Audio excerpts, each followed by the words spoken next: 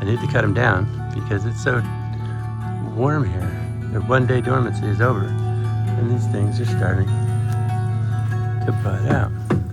All right, everybody, I don't know what the best way to do this is, but I'm going to just write down the names, put a tag on the top so when I cut it off, I won't forget which tree it came from, and we'll see if that works.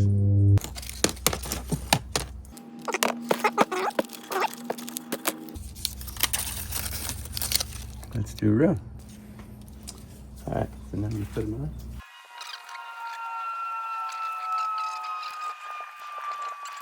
I got one at the bottom and one at the top. A little bit of work beforehand. Got to take off all the poles.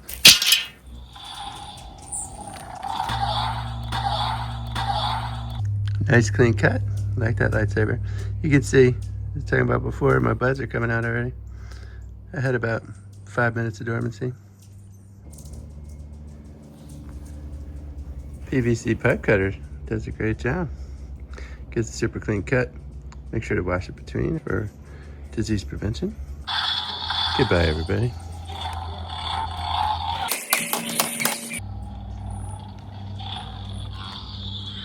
May the figs be with you. Cut them all down. Now they're all painted up as well with IDB Organics at the top. 27 inches tall from the soil.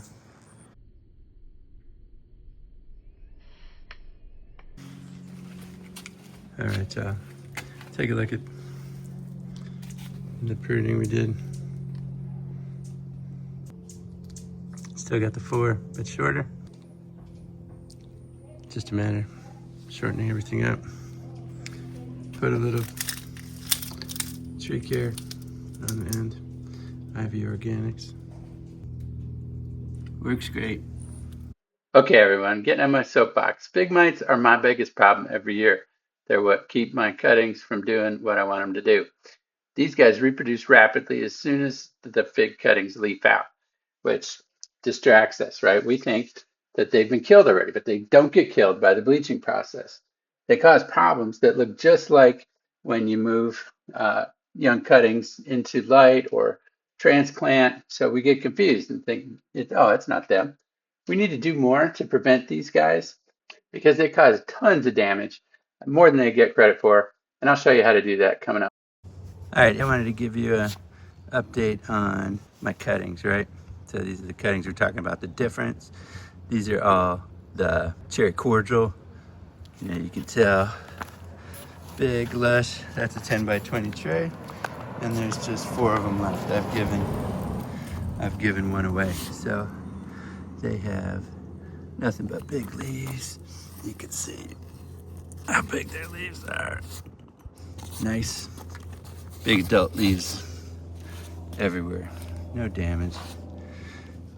2 weeks older than this set. Now, I wanted to give you some encouragement because mine have all recovered, right? You can see the difference though. These are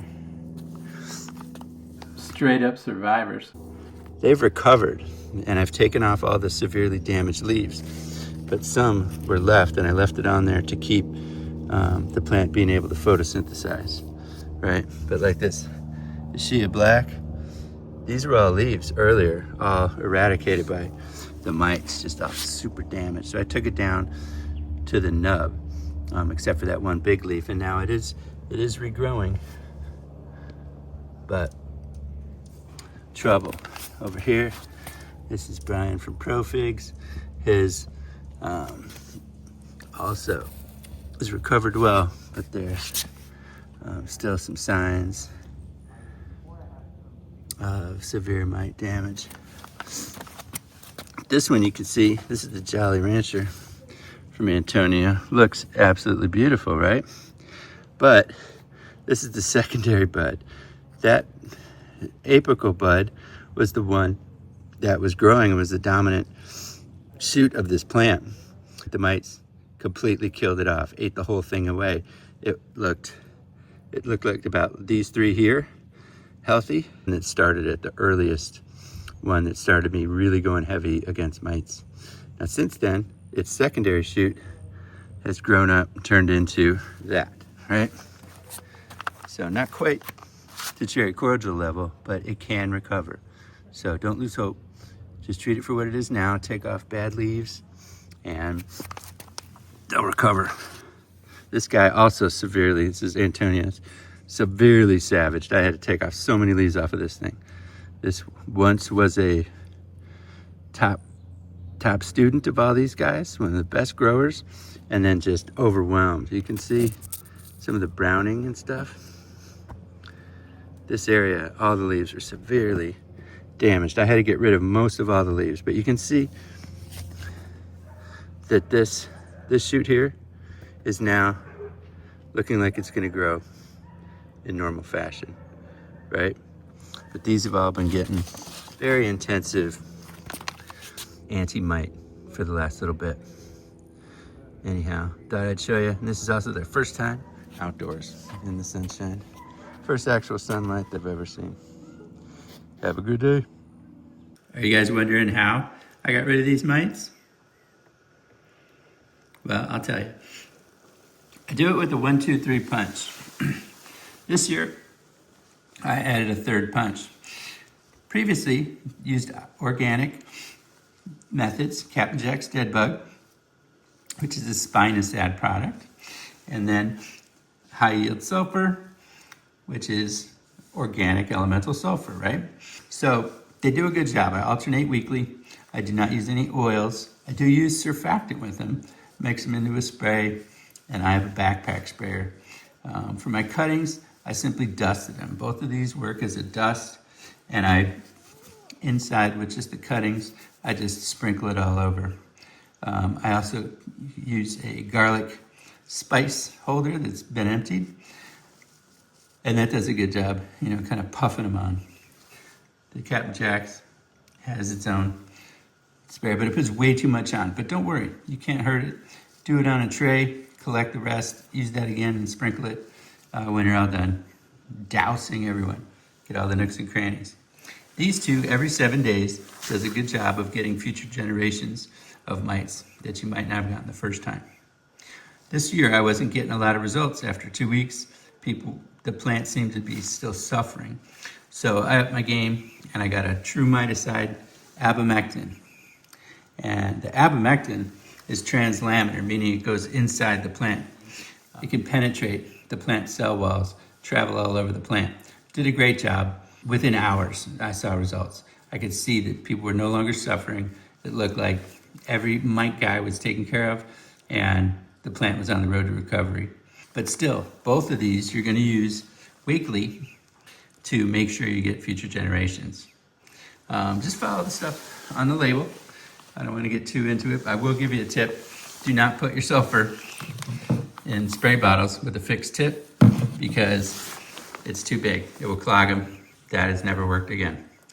It was a good idea, but you just can't do it. All right, simple as that. And what I'm going to do though, going forward, is start using sulfur and Captain Jack's on new cuttings, right? I'm going to dust my cuttings when I get them set up in pots so that it's there waiting for any fig mites that appear. The fig mites that affected my plants this year came in from 2 very reputable growers, and it's not their fault. Fig mites are probably in almost all cuttings. They affect different plants differently. Some are resistant, some are not. Some, I think, are so delicious that extra fig mites live in them, maybe like the Aceria black. Everyone has trouble growing that plant. It shows Fig Mosaic Virus. I think it's really just an overload of happy fig mites that are in that plant, and that they may be, causing so much damage all the time because their populations might be higher. They like that plant for some reason, and the plant is not resistant. Anyway, hope this helps y'all. If you have any questions, just hit me up. I've done this, and huge results, not just with the cuttings, but out in the yard. All my big plants took off after I noticed that my small plants were having fig mite trouble. So fig mites are a serious issue. I think personally that they are responsible for far more cutting deaths than anyone gives them credit for. All right. Again, hit me up if you have any questions.